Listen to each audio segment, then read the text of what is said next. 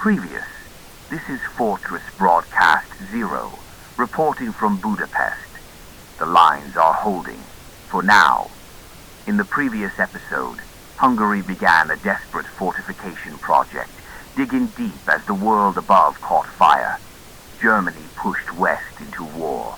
The Allies responded. The storm had begun. Now, surrounded by uncertainty and driven by survival, Hungary must face the consequences. Will the walls hold, or will Hungary fall, just as the others did?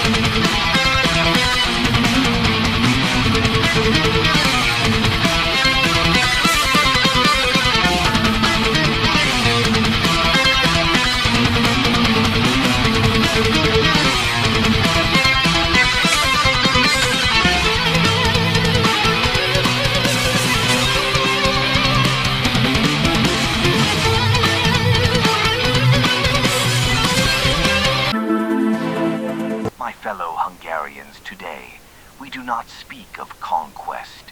We do not raise our flags in celebration of triumph. No, today we honor something far more sacred. We honor resilience. When the red storm of the East approached, relentless and merciless, it was not steel nor numbers that held our borders.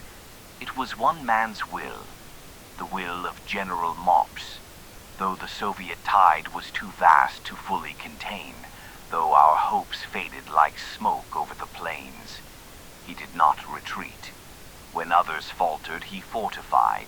When hope was all but lost, he became the last bastion standing between our homeland and annihilation.